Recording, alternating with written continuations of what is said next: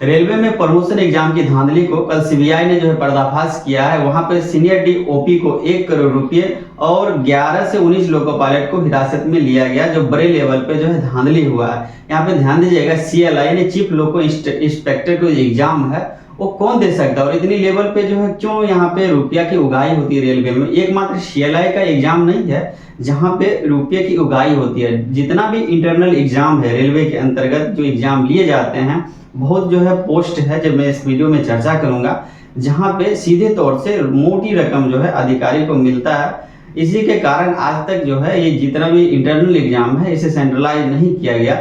यदि सेंट्रलाइज किया जाता और एक साथ अच्छे जो है एजेंसियों को एग्जाम कंडक्ट करने के लिए दिया जाता तो शायद इतना जो है बड़े लेवल पे धांधली नहीं होता। चलिए इसमें चर्चा करते हैं सीएलआई का एग्जाम में क्या क्राइटेरिया है और इसे कौन दे सकता है। ध्यान दीजिएगा, सीएलआई यानी चीफ लोको इंस्ट्रक्टर, चीफ लोको इंस्ट्रक्टर ओपी ऑपरेशन, यानी कि जो लोको पायलट होता है वो ऑपरेशन के अंतर्गत आता है। यहाँ पे इलेक्ट्रिकल जनरल हो जाता है, इलेक्ट्रिकल टीआरडी हो जाता है। यहाँ पे जो इलेक्ट्रिकल ओपी होता है वो लोको पायलट इसके अंतर्गत आता है।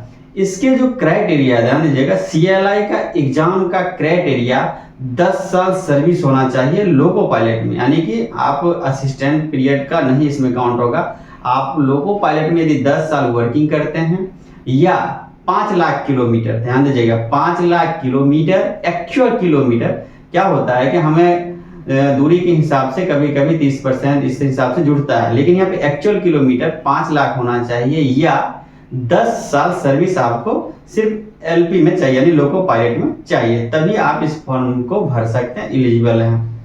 इसके एग्जाम में टोटल नंबर ऑफ क्वेश्चन जो 110 पूछे जाते हैं, जिसमें 10 क्वेश्चन राजभाषा का होता है, 100 question technical GS GK GS syllabus के अकॉर्डिंग इसमें दिए जाते हैं, जिसमें लोको संबंधित क्वेश्चन पूछे जाते हैं। आपके इस्टेब्लिशमेंट हो गया, लिव रूल संबंधित इसमें क्वेश्चन होता है। इस एग्जाम में नेगेटिव मार्किंग भी होता है। सबसे फायदा यहाँ पे क्या है, क्यों इतनी रुपया दिए जाते हैं इस एग्जाम में। मान लीजिए एक लोको पायलट है, अगर इसमें 1 लाख रुपए कमा रहा है पेमेंट, यदि सीएलआई में जाते हैं तो उसके अंतर्गत लगभग अंदर जो है 100 के आसपास जो है एलपी को गाइड करने के लिए उसको दिया जाएगा।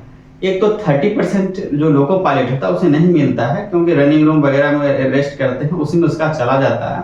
हाँ, 30% के जोड़ के जो डीए भत्ता होता है वो सब इसको मिलता है। लेकिन यदि सीएलआई बनता है तो 30% सोलिड इसे रुपया मिल जाएगा, यानी कि लगभग मैं इसकी पेमेंट की बात करूं, क्लियर डिटेल में बता दूं आपको, 182 लाख के आसपास इसका पेमेंट पहुंच जाता है।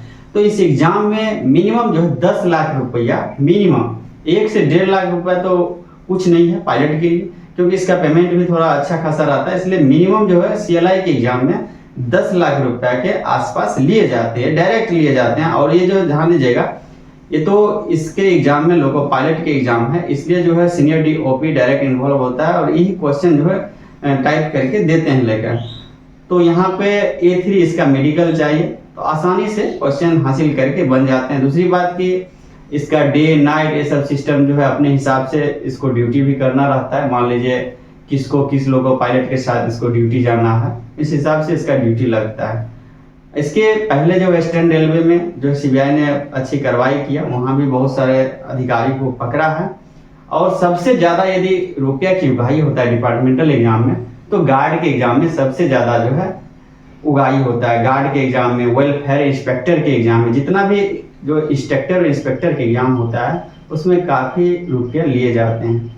तो सरकार एक सेंट्रलाइज संस्था बनाए जिसे नए एग्जाम कंडक्ट करवाती है, एएन का, ग्रुप बी का। उसी तरह जो है ग्रुप सी में जितना भी डिपार्टमेंटल एग्जाम होता है उसका भी कोशिश करे कि सेंट्रलाइज एग्जाम करे और अच्छे एजेंसी को दे और हर साल इसका एग्जाम कंडक्ट करे।